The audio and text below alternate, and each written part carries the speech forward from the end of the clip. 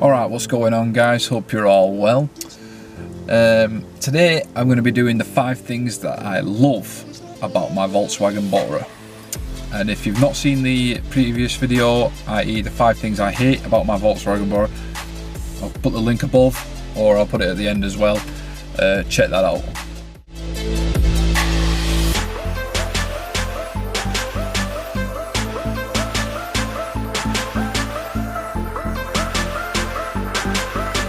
Alright, so for all those who don't know, I've had my Volkswagen Bora for around 2 to 3 months now. So I've sort of collected a list of the certain things that I would say I'd particularly enjoy about having this Volkswagen Bora and certain things that sort of stand out to me. So yeah, so I've done the 5 things I hate and this is going to be the 5 things I love. So starting with number 1 is, it is a diesel, the fuel economy.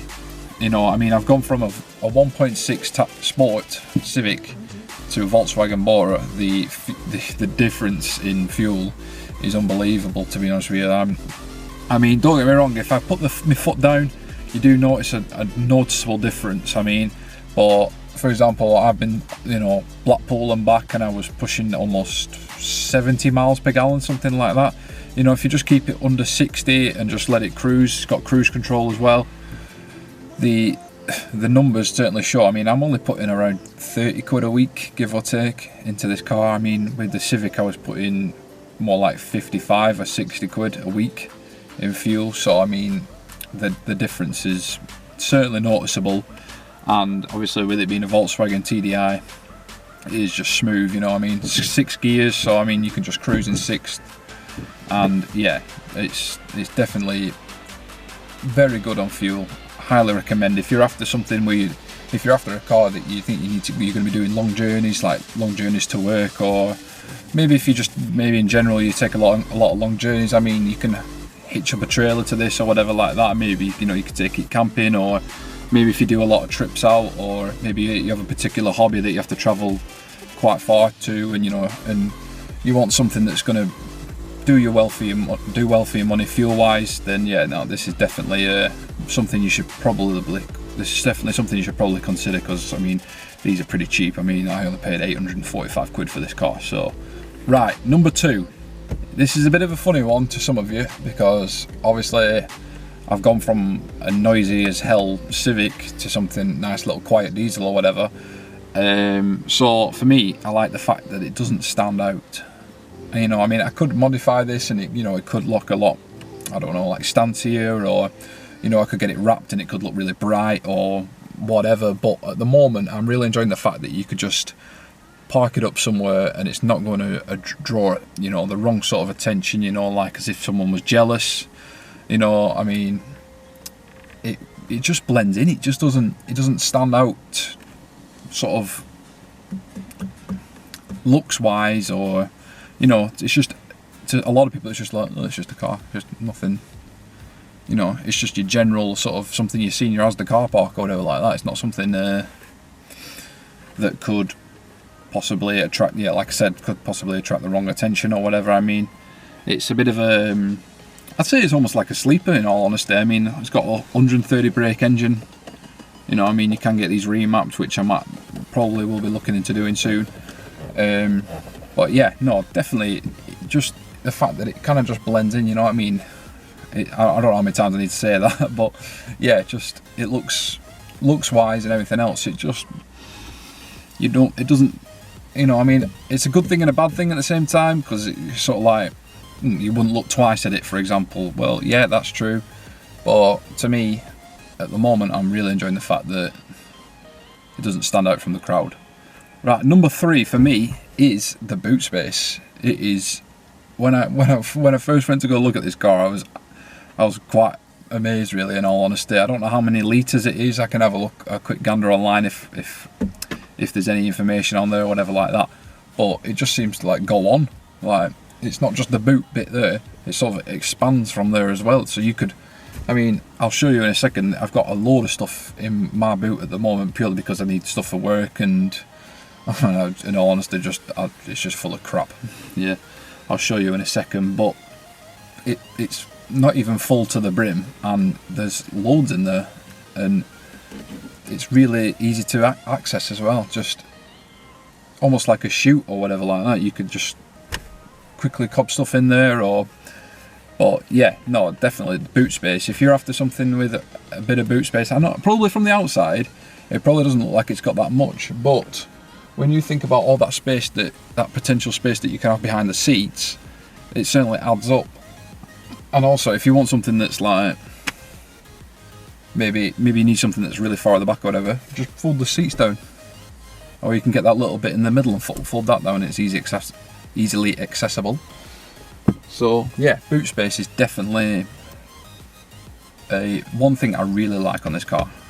Number 4, bit similar to the Civic, once again, parts are cheap for this car. Like, I mean, I've not really had to buy too much for it. I've had a couple of mishaps, I'm not going to lie, but those aren't anything to do with the, well, I suppose one of them is. I mean, you'll see above here, if you've not seen one of my videos, basically the brake light switch, well, brake pedal switch, which one was it now? Brake pedal switch, whatever.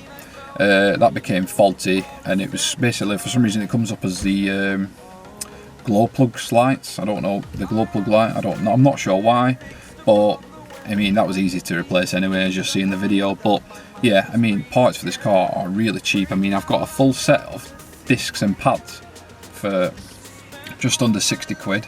What was it? Lowered springs, 50, 60 quid. That brake light switch thing, whatever it was, that was 12 quid.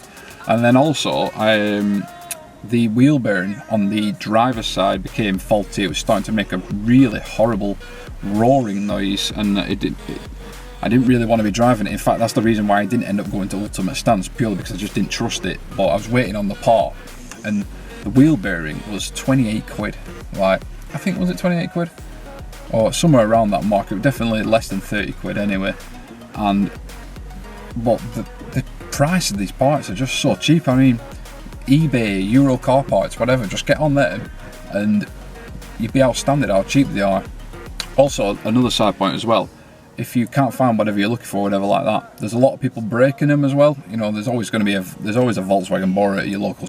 Sorry about that, boys. My camera decided to cut out then. Yeah, so what was I saying about the parts for this car are so low priced, you know, and then even you know, you can get all this second-hand stuff really easy. You know, there's always someone parting with them, parting them up on like eBay or Gumtree or whatever. You know, you just do a bit of searching, and you know, you can always check out the Volkswagen Bora Owners Club, I think it is, on Facebook. They've helped me out a couple times with certain things. Like, I mean, I wasn't even so sure about, there was it was when I had the wheel bearing issue. They helped recognise what it was, because at first I wasn't so sure. I mean, all I did was describe the noise, and they're like, yeah, it sounds like a wheel bearing, you know what I mean.